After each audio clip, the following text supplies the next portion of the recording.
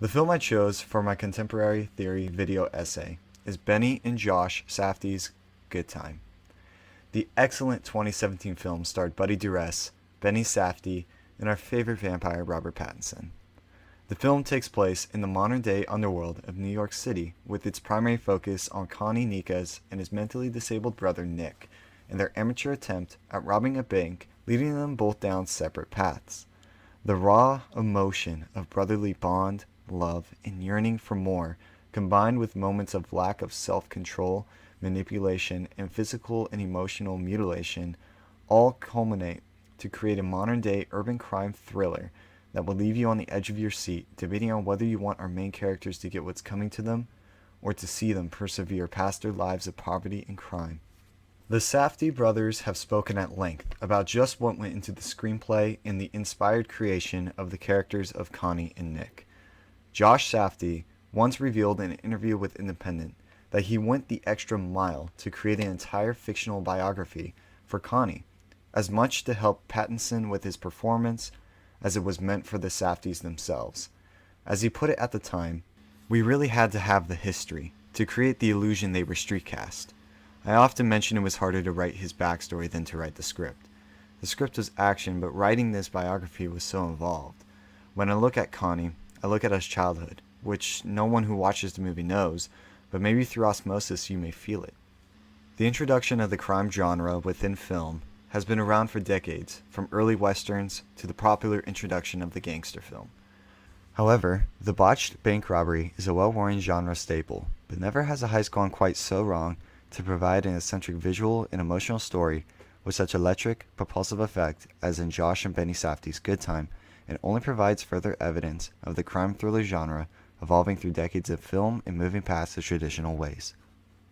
Good Time is a story that takes aspects from the drama and fantasy genre by seemingly placing Connie within a self-aware reality where he begins to understand his impact and manipulation upon his mentally disabled brother within a setting that would surely tear the relationship apart if not for Nick's inability to speak and make decisions for himself. They told me I had to do this stuff. Let's go. No, but he has all my stuff. Wrote down all my stuff. Shut up then. Yeah, this is my work. This is my stuff, okay? Oh, shame on you, Connie, Shame brother. on me? You're not helping. Shame on you. Shame on you. The genre theorist Shots helps identify why Good Time sticks out from all other crime thriller movies by explaining the importance of our divided hero Connie and comparing him to previous characters and settings from Western films within the crime genre. The static vision of the generic hero, indeed of the entire constellation of familiar character types, helps to define the community and to animate its cultural conflicts. For example, the Western hero, regardless of his social or legal standing, is necessarily an agent of civilization in the savage frontier. He represents both the social order and the threatening savagery that typify the Western setting. For the case of Good Time, our hero Connie may feel static to some, but it's his representation of the social disorder of the poor community within the savage criminal underworld of the urban setting of New York that brings the crime genre within Good Times front and center. Shots continues to explain that thus he, our hero, animates the inherent dynamic qualities of the community, providing a dramatic vehicle through which the audience can confront generic conflicts. Why you gotta be such a fucking little prick all the time, man? Look at you. Look at you. You're drunk as shit. Now you want to get real with me?